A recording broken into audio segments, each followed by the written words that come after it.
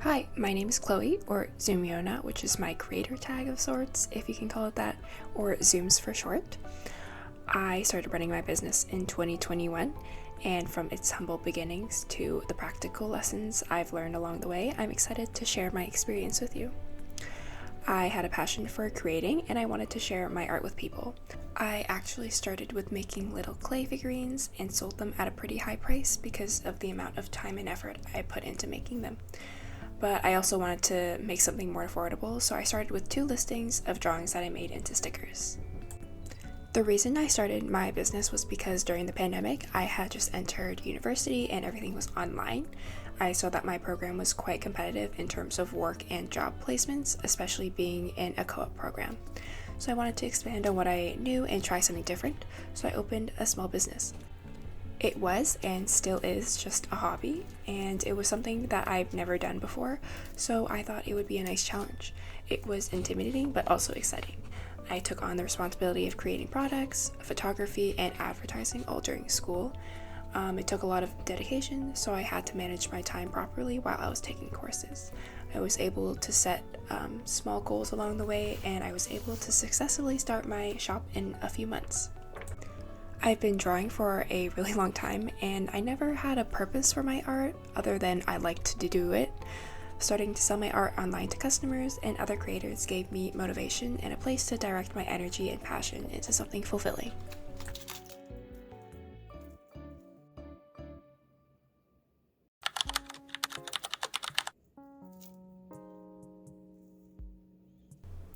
I think as an artist, a problem I've had for a long time was art block. I'd have cycles of drawing nonstop for days, and then all of a sudden that was it, and I couldn't come up with the inspiration to get myself to do anything creative for weeks on end. After I started my small business, I haven't really had this problem anymore, knock on wood.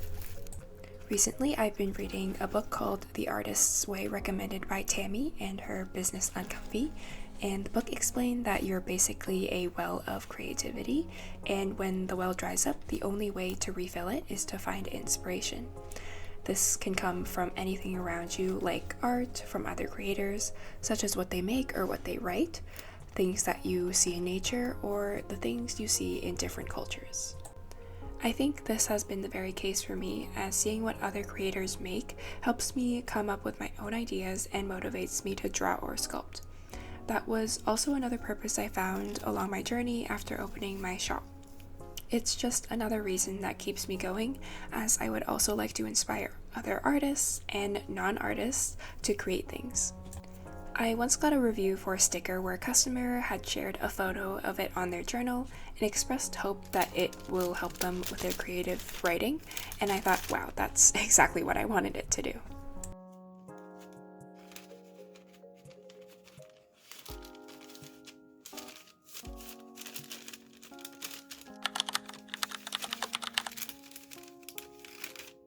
When I first started, I always had thoughts of, would anyone buy this? Are my products too niche? Would people like my art style? Or are they too expensive? And not gonna lie, I still have some of those thoughts even now when I release new things. I think one of the things I realized early on was that people are willing to pay for anything, to put it simply.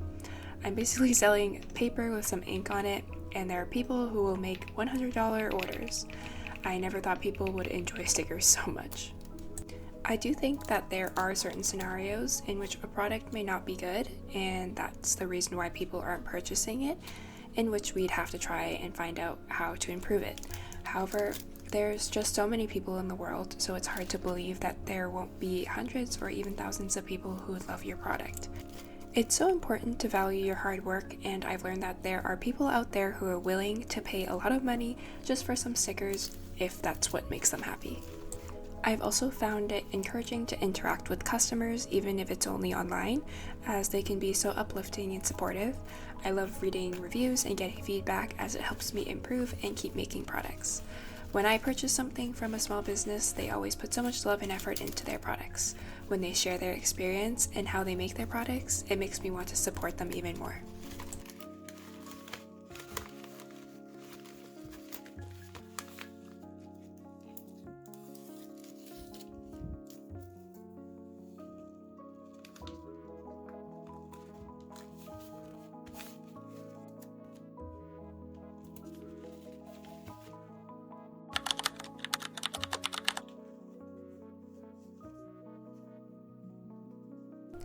The way I run my business may be different to the way you run your business or the way other creators run their business. Since I sell all my things on Etsy, I run my business as a hobby, and I personally don't have large shop updates. I just release products when I come up with new ideas and when I physically have the product. All the things that I sell are made to stock and not made to order, meaning I already have all my products in inventory and ready to ship as soon as someone orders something. So far, this strategy has been the easiest for me to keep up with during school and sometimes full-time work.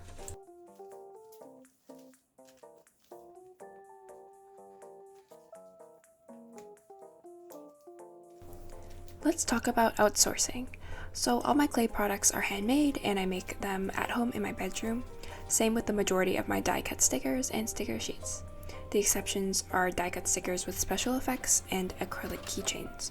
Also, if I ever make like stuffed animals or washi tape, I'd probably have to outsource those as well.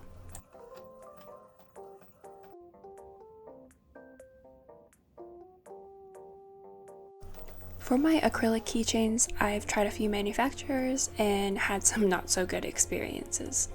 I outsource from AliExpress because I'm only looking for a smaller quantity of products, but Alibaba would be better for those looking to source larger quantities. From checking product proofs and lack thereof to the physical product quality, sometimes it's just been a whole mess. Sometimes the product looks good in the photo, but when it gets to you, it's the wrong color. And I've had that happen. I used to order all my keychains from this one place, and I asked them to send me a photo of one before they made all of them. And they made all of them before sending me a photo, so I got all of them in the wrong color and I couldn't go back. Safe to say I just gave up on that place. The only way you can get what you like, unfortunately, is through trial and error.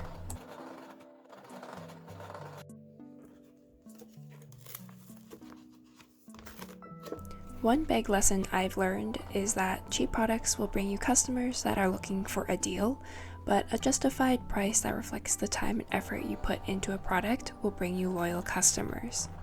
Obviously, I do think there are other factors that make a loyal customer, such as customer service, but I'm only referring to pricing. It doesn't help that the markets nowadays have price-based competition, so a customer could see a product and then look up a similar product for cheaper. That's also where finding a good niche comes in. Creating something unique and one of a kind will help you avoid this problem. It's also why I think art style and content is a large part of consumerism in this context. As an example, let's say you want to sell a little clay figurine. It takes you 30 minutes to sculpt it, 15 minutes in the oven, 10 minutes to glaze it, and then 5 minutes to pack it when someone orders it. The whole process took you 1 hour. If you want to pay yourself $20 an hour, then $20 for the item would be the base price, not including the cost to make the figurine and the cost of packaging.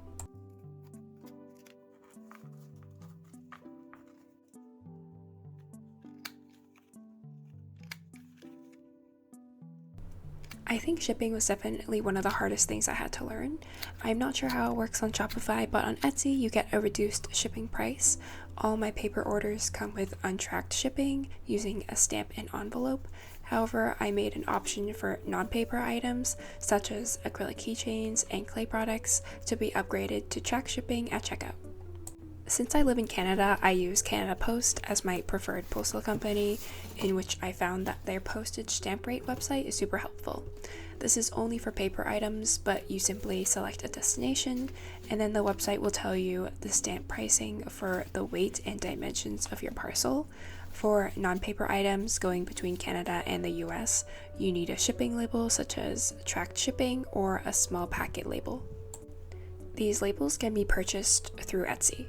For international items, it becomes really confusing for European orders because of their VAT taxes, so Etsy will give you instructions on how to manage these taxes and give you tariff numbers, which are just codes that represent a product category and a classification system that is used worldwide. I think that Etsy is a really good platform for this type of destination. Other than their high fees, there are some good qualities about the platform, but weighing the pros and cons are for a different video.